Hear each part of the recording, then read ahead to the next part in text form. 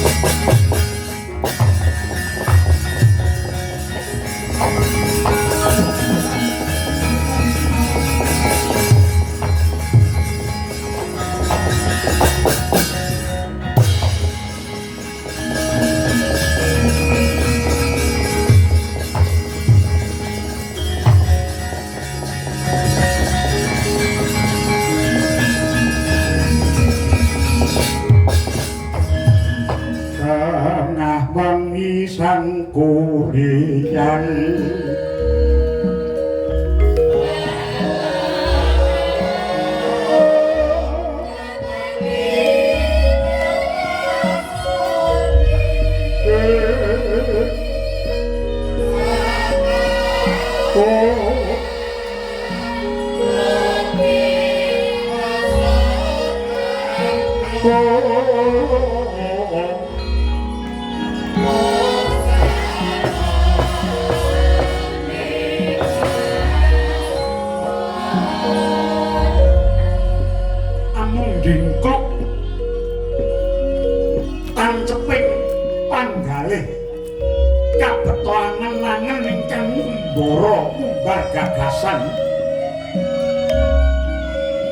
Dewi Durgandini ya sang Sayodana Gandhi Riwasya negari Ngastina kumplang keketeke ngrasa bingung liwung tambuh-tambuh ingkang ginagas negara saya suwe suda kasantosane mabet akeh ingkang padha sikut-sikutan jegal-jegalan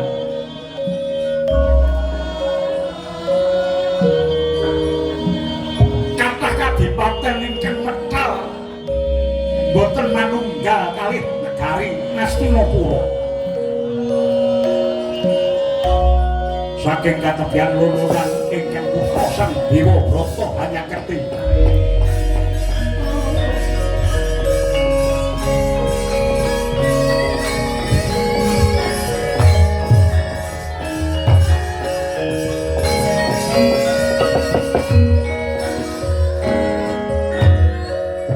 Kanjeng Ibu Durgandini kula Atmaja Paduka pun Dewa Brata saged ngraosaken sisaing manah paduka awit negari Ngastina tanpa ratu. Ibu wiwit Rama Prabu Sentanu ingkang seda dipun banjur jawata negari Ngastina dipun cepeng dening adhi kula Citranggoda. Namung dumadakan ugi boten lami gugur ing papanan tanding lumawan Gandharwa Citranggoda dipun sengguh membari asmanipun Yayi Citranggoda gugur tasih neng dereng Palakrama wekasan negari Ngastina dipun gantos adhi kula Wicitrawirya lan sampun gawuh kalian putri boyongan saking negari Kasipura inggih menika Dewi Ambika lan Dewi Ambalika.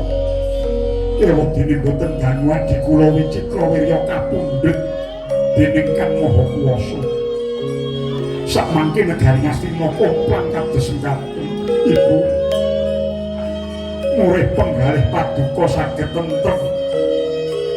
Paduka Kanjeng Ibu tumuli paringa dawuh dhateng ingkang putra pun Dewabrata.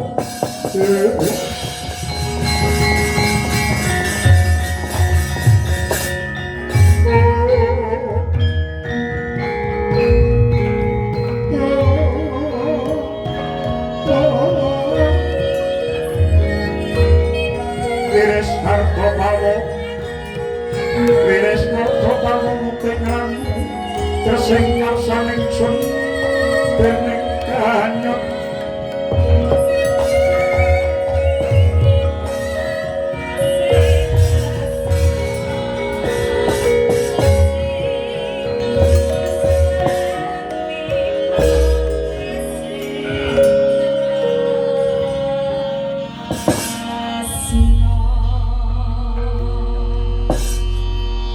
Dewabrata kula Ibu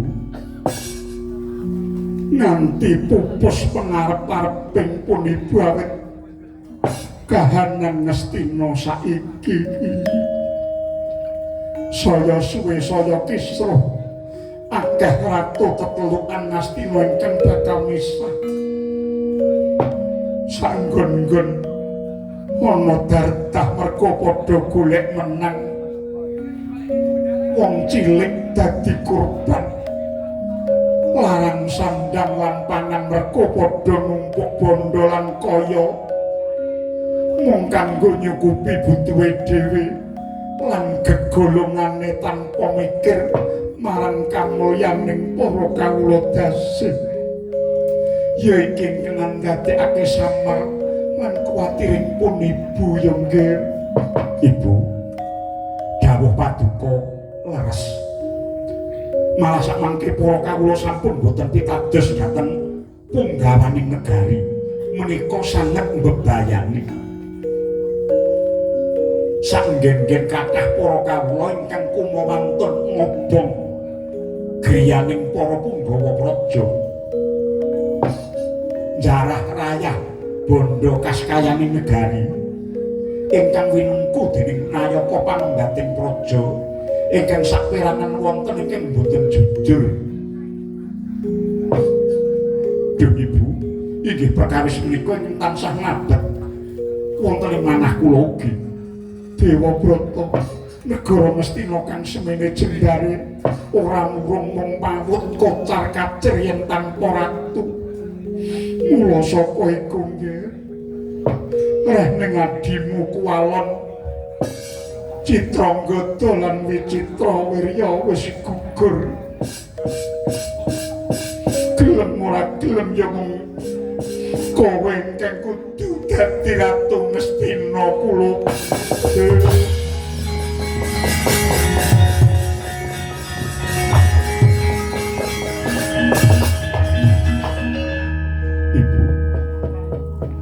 Yun pangapunten ingkang agung kula mboten badhe saged minangkani dawuh paduka awit paduka sampun priksa piyambak bilih Dewabrata sampun sumpah mboten badhe jumeneng ratu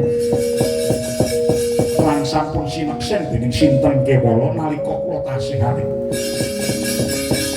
kula milih paduka Kanjeng Ibu pangka kalih kula wadatan sesandingan kalan wanita mila kados prayogi nulat lakasing para leluhur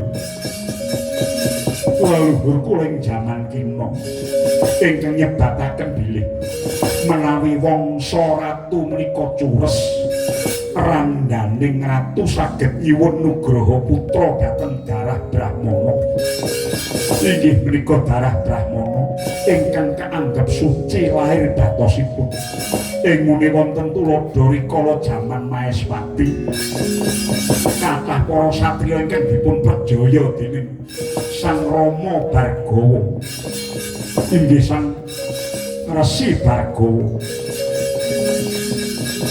tatah warandaning para satriya ingkang nyuwun nugraha dhateng para pandhita supados dipun paringi wiji tuwuh ingkang saged nglajengaken sejarahing satriya.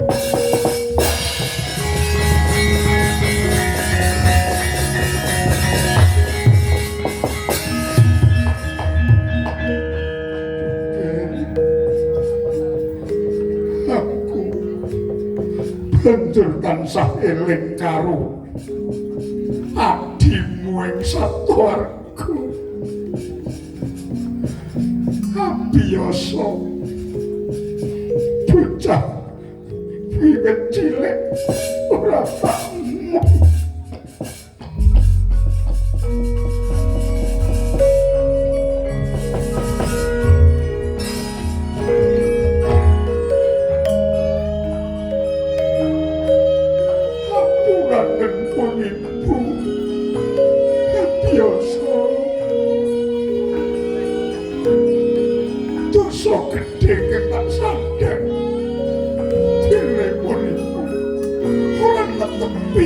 Cipeng wong tuwa ingkang kudu kula wentahana. Menawi tak sesuwun marang panguwasaning Hyang Agung. Muga anakku Abiyasa tetep dadi titah tetungguling jagat ya.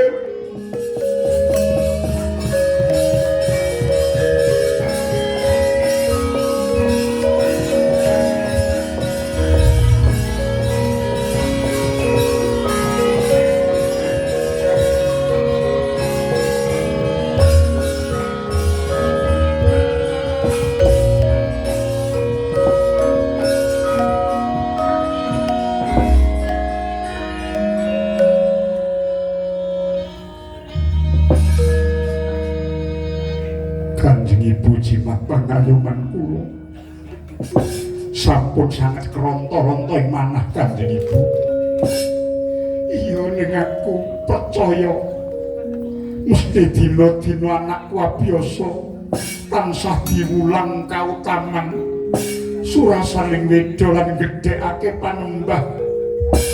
Mula jumbuh lan aturmu maupun Ibu duwe penemu. Aku duwe penemu yen to anak Abiyasa kang pantes nyekel negara Ngastina.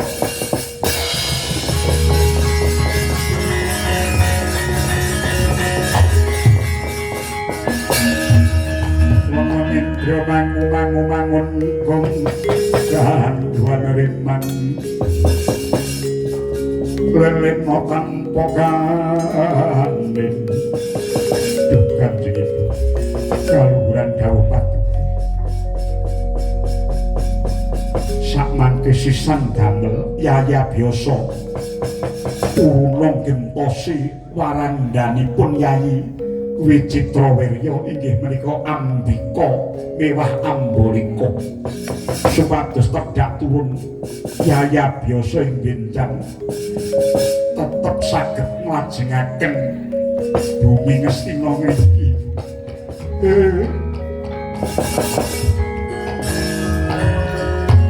Jagat Hyang Agung syukur mangayu bagya Dewa Brata budhalo yekir mangkat to menyang Satwarga kejaba mbok tari adimu japen bali menyang Ngastina supaya mengku Nyakrawati mbau dendeng Praja Astina iki kula sendika ngestaken dawuh kula namung nyuwun tambangi dipangestu paduka Kanjeng Ibu longsen tak bakal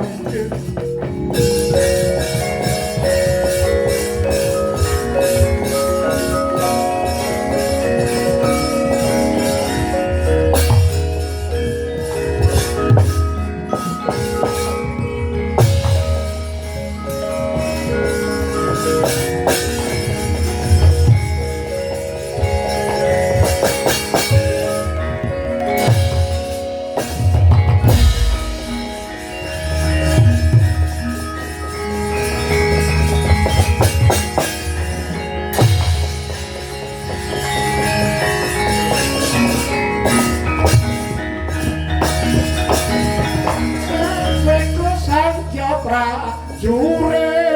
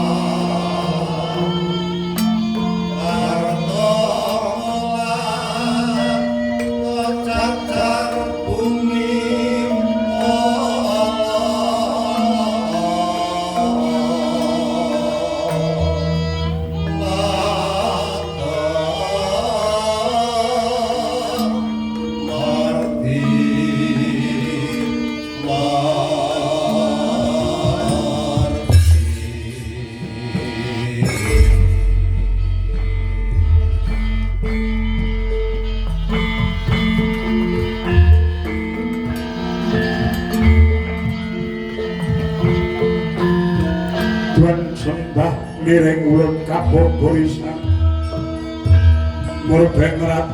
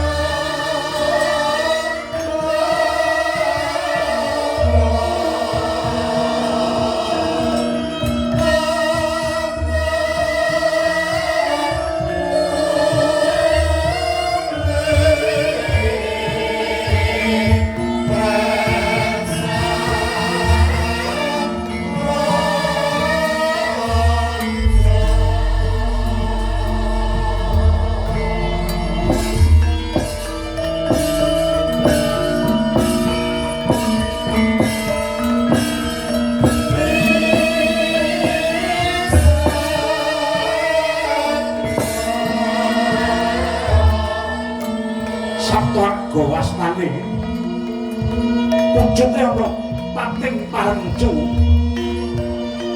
dinastan Santa Srengga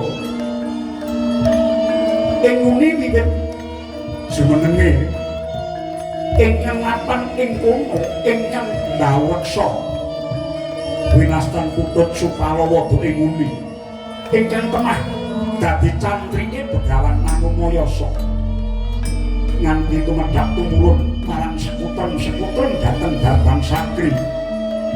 Bambang Sakri dhateng Sang Palasara nenggih ramane sanabiyasa. Bawane Sang Resi Palasara sepur kasedan jati.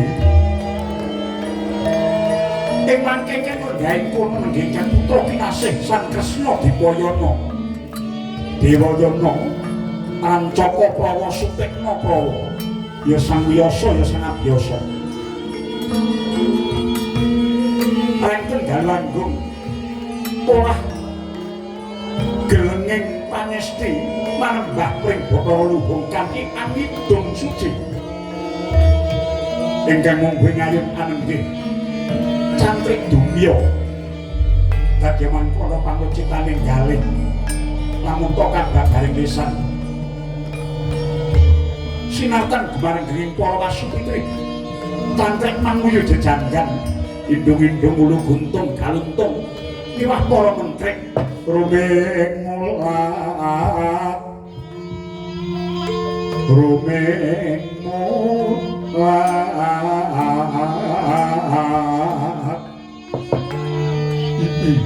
wong ilah ing awitnya mastuna masidhak mangkuta dumya ulun pun wonten pangandikan dawuh atur mangsa mongko kan bombong dene kabeh para cantrik mung tansah ngulang marang lekas anggone tansah budidaya nyaket marang Kang Maha Agung sumurupa sejatine menawa manungsa iku wis bisa menet budine bisa weruh marang pepadang sejati yen weruhing mripat marang rerupan yen krunguning kuping saka swara yen krasaning irung saka gegandan krasaning kulit saka sakabeh barang krasaning ilat saka sakabeh dedaharan lan liya-liyane mula kang saka iku maragati tumuli apa ingkang durung mbok SD tindakna manut apa pituduh ingkang ana jroning weda kono sansaya dalwara sabjar kang lintang umedhati desanya tengah wengi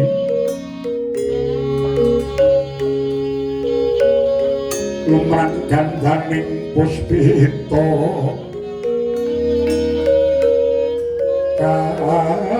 kanyaning putyanira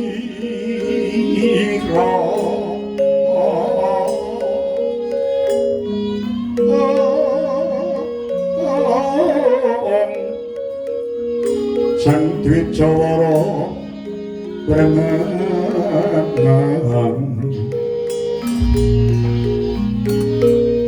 gilir swaraning madu bronto manungsung sarining kembang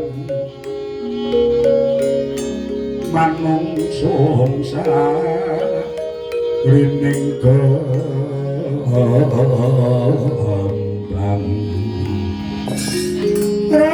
rangganing arga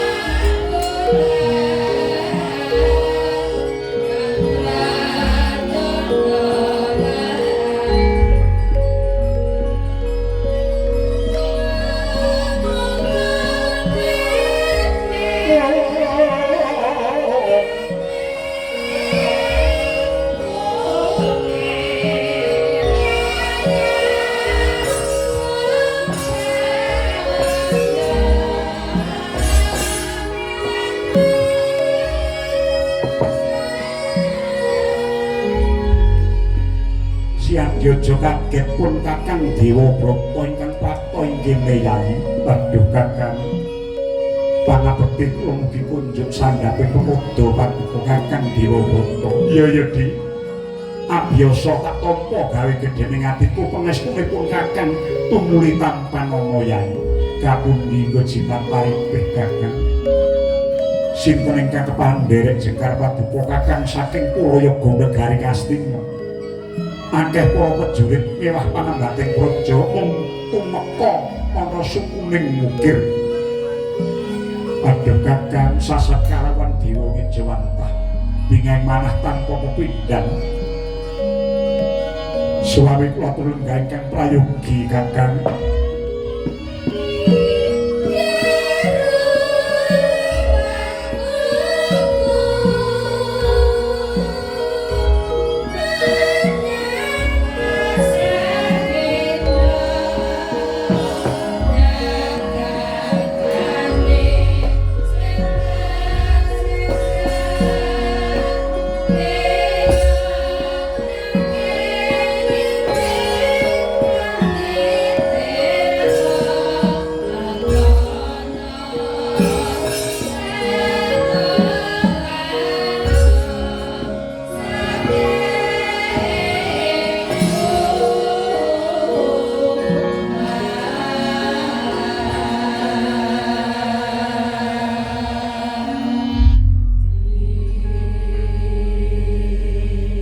Mulat jrelangan ning marga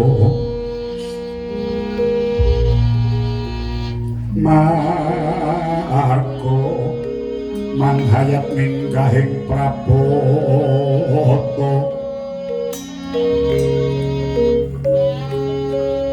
ora lari anggrek tinata urut pinggir.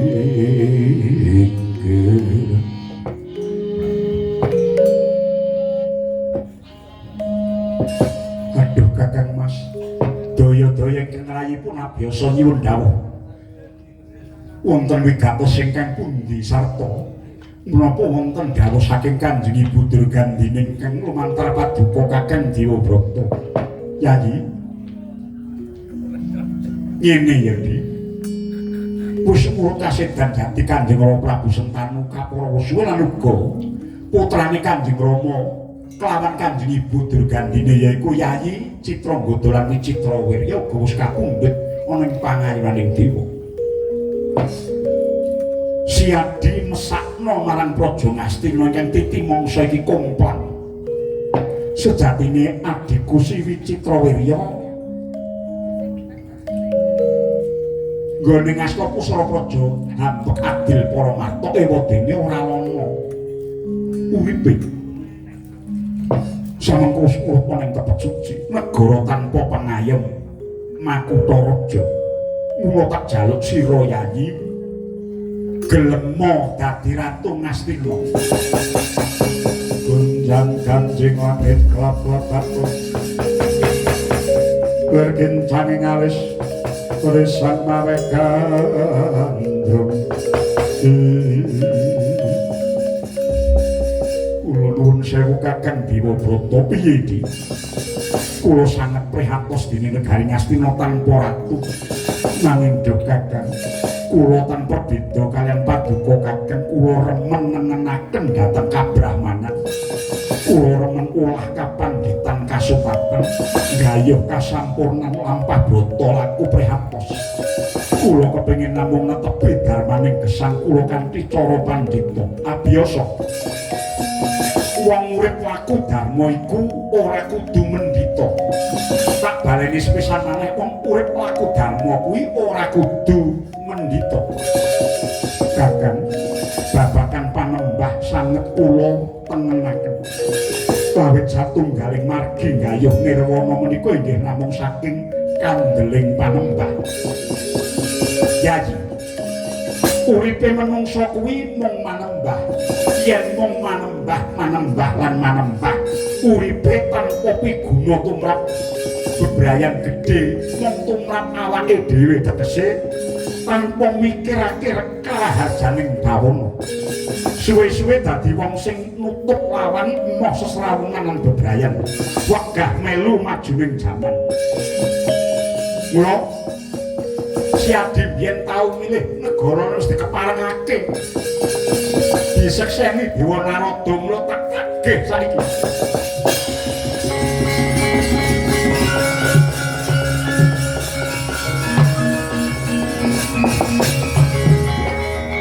Nuwun sewu Kakang piye? Tumrap abiyasa babagan kadonyan menika namung ngirim peti lampahing kasukapan. Pemah badhe njegal gegayuhan kula ing reh kasampurnan. Yayi, wong urip gayuh kasampurnan kuwi kudu gayuh rong perangan. Liripun gayuh kalih perangan kados pundi siji?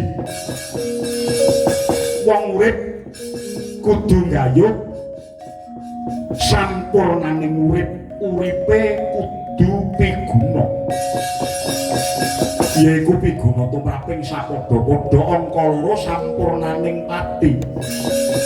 Dadi ana sampurnaning urip, ana sampurnaning pati. Yen sampurnaning pati reh ning gayuh pati sampurna, kudu cedhak karo sing gawe urip kanthi panembah. Dadi loro-lorone kudu mlaku bareng. Yen dina-dina siadimu manembah maca weda, isih durung genep uripmu. Deloken pun Kakang Dewa Brata. Aku isih brahmana ning isih nyramakake uripku kanggo nusa lan bangsa. Arep aku moh dadi ratu mergo sumpah lan wadah. Ning aku isih cawe-cawe kudu penemu nandhangi gawean labuh negara. Kongsi tuntas di.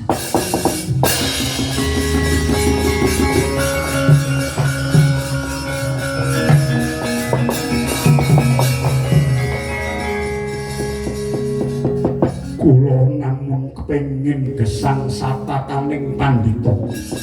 Sepisan malih kula ambali kula namung kepengin gesang dados pendhita. Ingkang boten kepengin tumut-tumut perkawising tiyang negari. Siadya lali. Biyen sira milih negara tinimbang ibu. Biyen saiki. Kula babak pisan boten kepengin dados ratu. Ngerti ya? Negara Ngastina saiki kaya sapu ilang suwe. Yen Siadewa keduga dadi ratu tegese kowe mentala. Kowe tegel yen to para kawula iki mengko bakale perang sedulur. Yen perang sedulur tegese iki mengko paten pinaten padha bangsane dhewe. Merga ora ana panguwasa ratu ingkang kinarya pikukuh. Ratu menika tiyang ingkang pinilih. Ratu menika tiyang ingkang bontos kawruhipun. Inggih kawruh babagan kaprajan peperintahan ugi awatak geni. Ugi tatak ngadepi perkawis menapa kewala kamangka.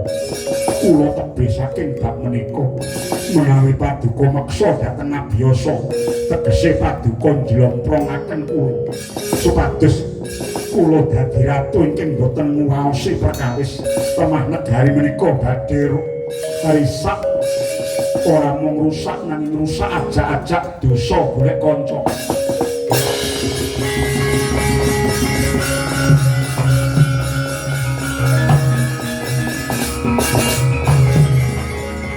Suwe-suwe tak rungok kepedes. Tak biasa. Aku mrene yen isih mbok aku sedulurmu tuwa. Aku duwe purba wasesa tumrap negara Ngastina.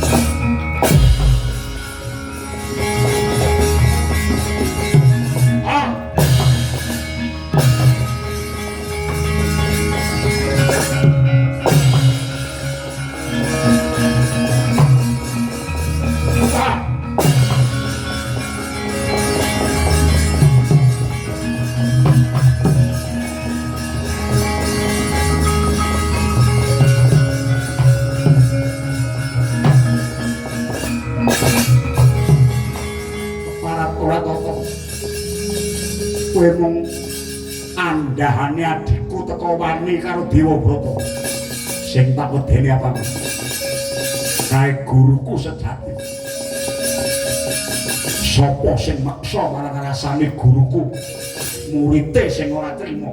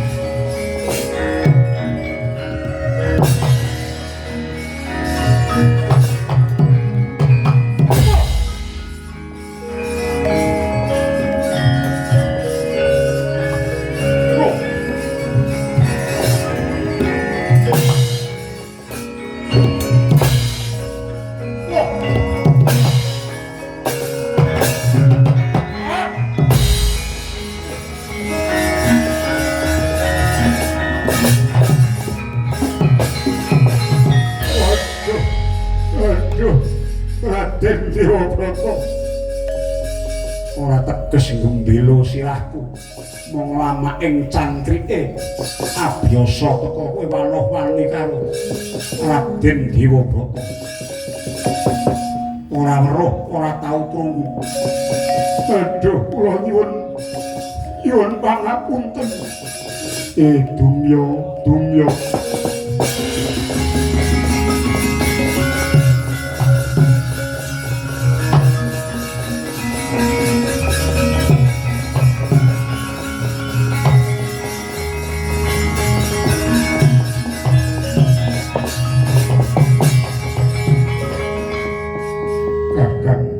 Kula ingkang nyuwunaken pangapunten. Kasurung nata ing atiku Di. Tak tanting sepisan maneh karepe yaya biasa. Aduh Kakang. Inggih to. Tinimbang dados dadah. Kepareng paduka kados wengi. Yen kowe badal dawuhipun Kakang padha karo kowe ora ngajeni meneh karo ibumu.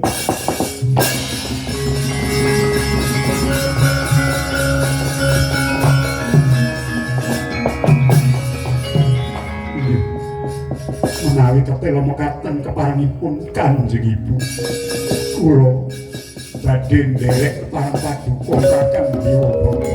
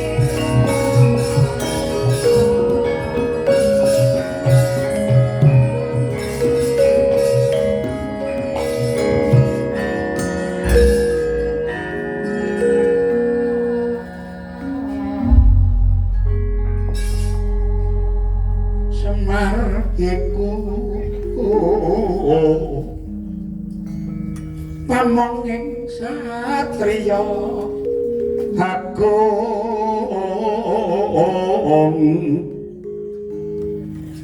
saking wita radya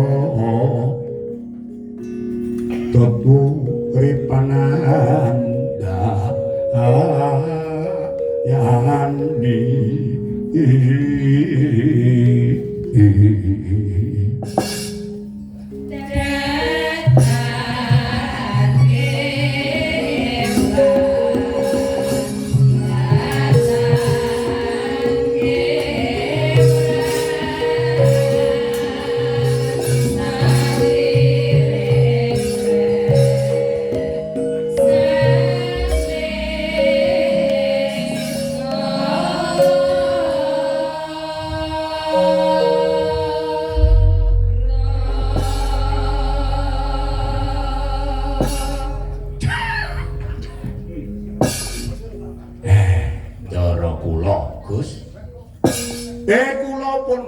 yani pun saged nyurasa sedaya niki wau.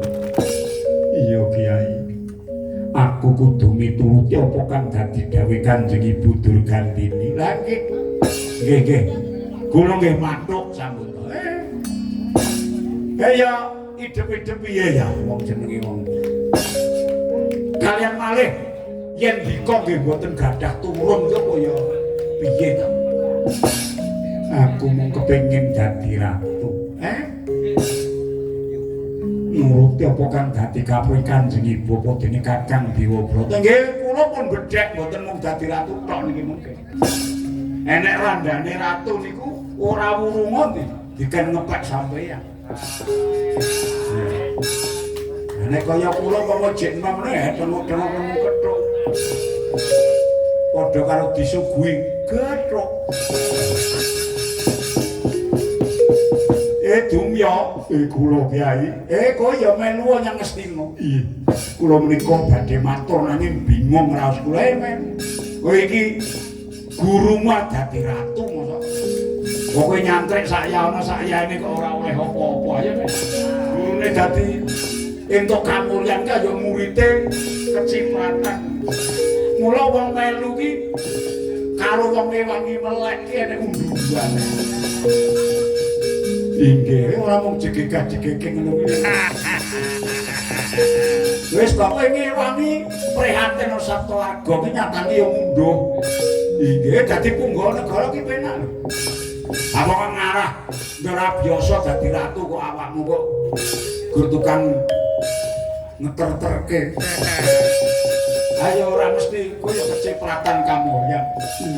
Nang sejatosipun kula tasih tentrem mapan wonten ing gunung. Iya. Ya sampeyan nek wis rampung gaweane negara bali iki dadi cantrik dadi pendhita bali ning gunung urip tentrem meneh. Ning sak ora-orane wis nyiramakke uripe kanggo nusa bangsa. Inggih Kyai. Ora biasa menawa katen. Ora ketan nganggo cara lawas. Iya Kyai, kok mudhun saking gunung. Mudhun saking gunung. Nggih. Iya nanging lon-lonan bae lakune. Nggih. Mudhun saka gunung piye. tindake sampeke mandhap saking gunung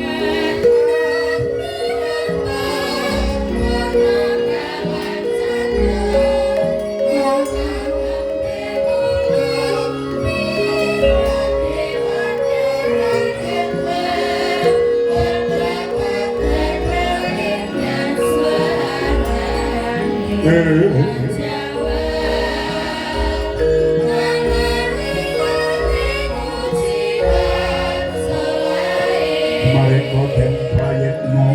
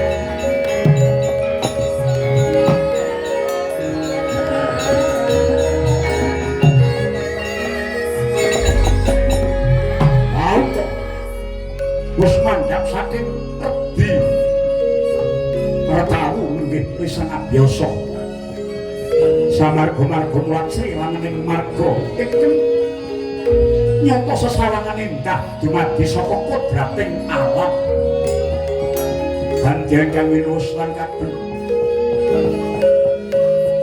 ratu-ratu tetelukaning negari Ngastina ingkang nyatane wis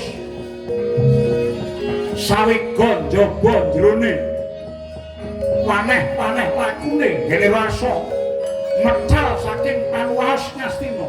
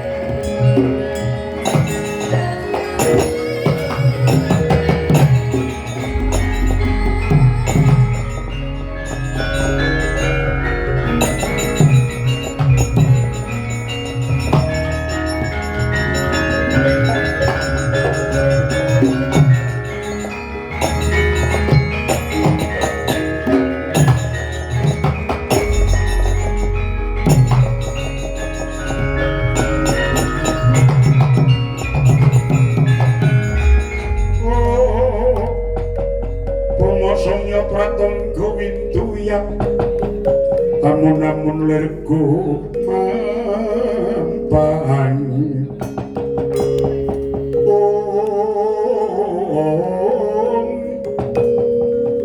Malatik mancolot putus sing sewang gulun Katon sadosa watek nyilang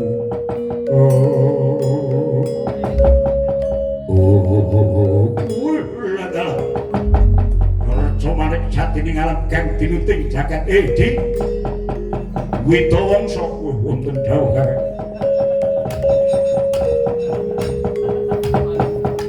Kakang Prabu Guntur Wisesa. Wah, aku sego pirang-pirang dina tak rantau. Negara Ngastina ki sejatine mung karing glundungke wae. nanging menika angel lampanipun awit Raden Dewabrata tasih meger-meger. Waya kuwi sing marai. Nanging cara-carane wong ngrubuke wit kudu dirempeli pang-pange mboko sithik. Bareng wis digawe kisru sanggon-gon. Wose kawula Praja Ngastina aja nganti tentrem. Lan iki mengko aja nganti ana panguwasa sing jedul ana Praja Ngastina nggih kula. Monggo nindakaken samukasing damel kidhuing wong Astina.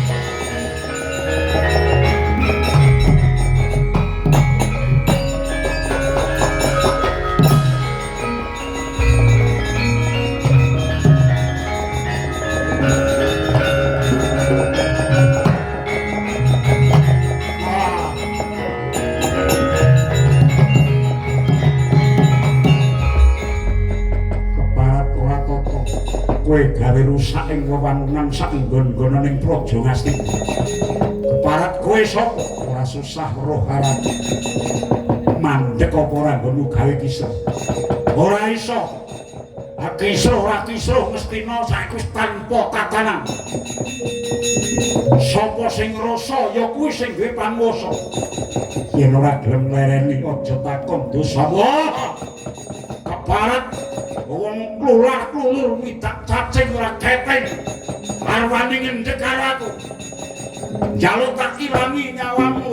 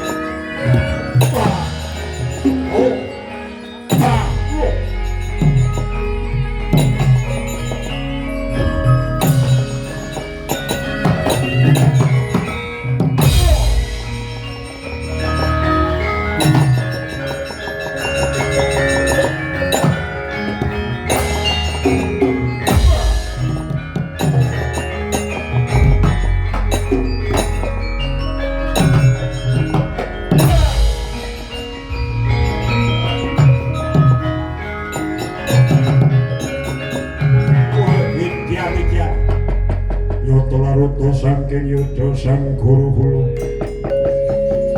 yen tanganmu uswa sang sri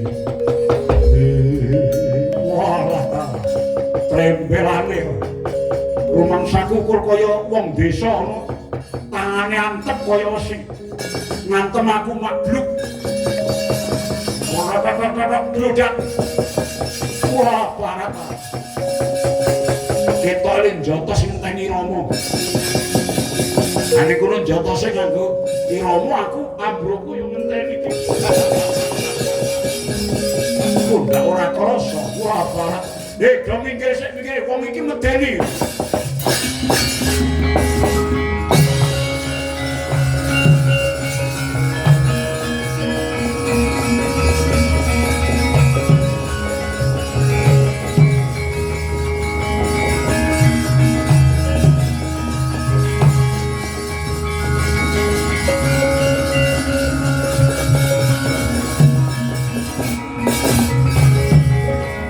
Siadian arep merwi kahanane Ngastina saiki kaya ngono. Aduh Kakang Mas, monggo sowan Kanjeng Ibu.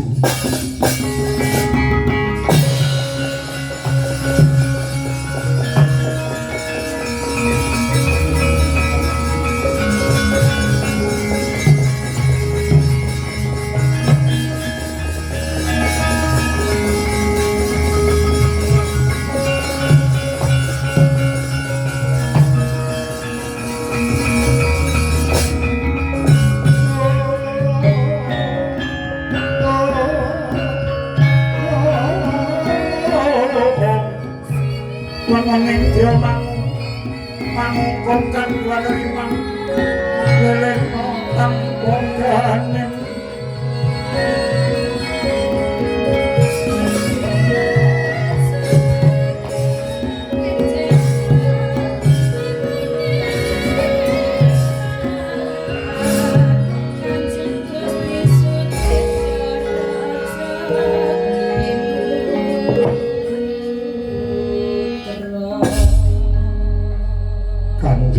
bekti kula katur Ibu Durgandini. Iya abiyasa hampuranen pun Ibu ya nggih.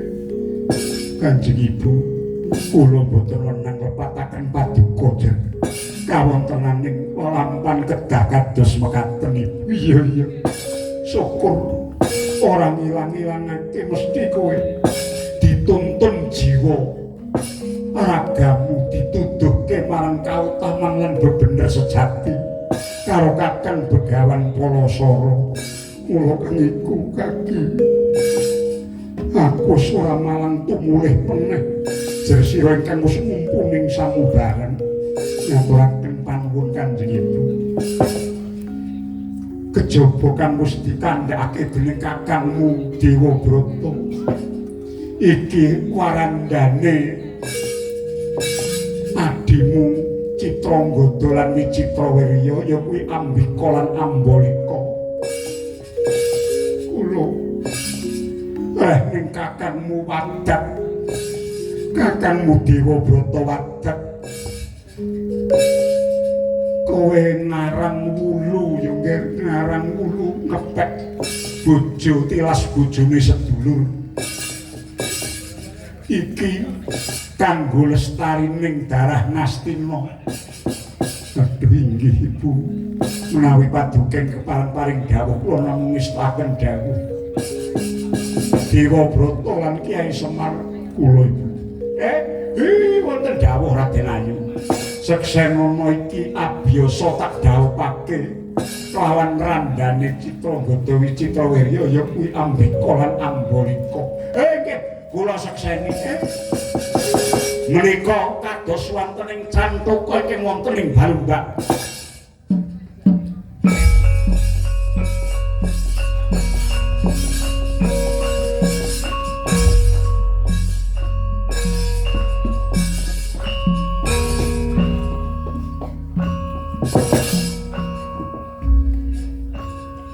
Sekar sumawur ambak Barwawangi.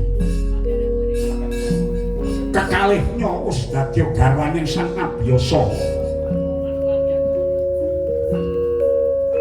Dacukaning wadaya Dewi Durgandini mulat dedhaupane wening putra Sang Abiyasa kaliyan sang kekalih mangkaten ugi Sang Dewa Brata kanggo meminta dhateng panguwasaning dewa muga lestantuna pindha mimi angin tunu.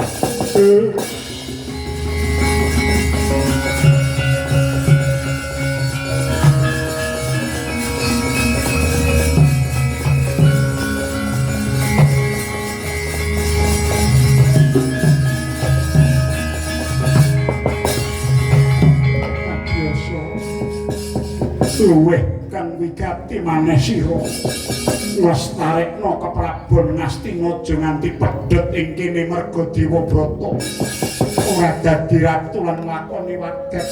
Inggih sendika Kanjeng Ibu, mundi dawuh paduka dina iki sira tak wisuda ngadeg Nalendra Ngastina jejuluk Prabu Abyasa ya Prabu Kresna Dipayana, Prabu Kancaka Prawa ya Prabu Sutekna Prawa.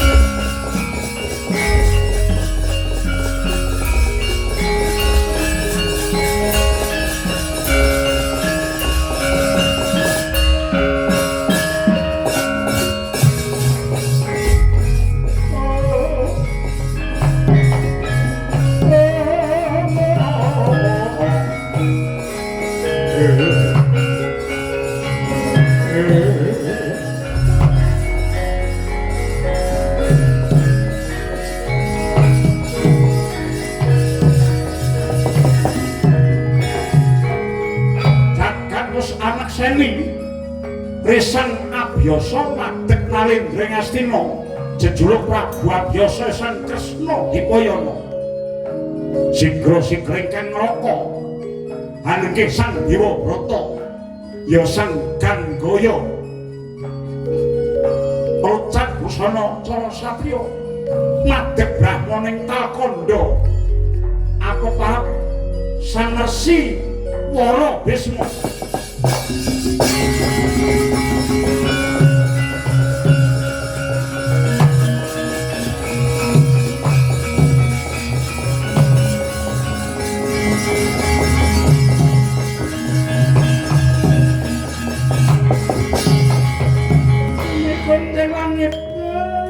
Lap katon ngerkincang nyawas risan mawe gandrung sabaran kadulukir moyak mayek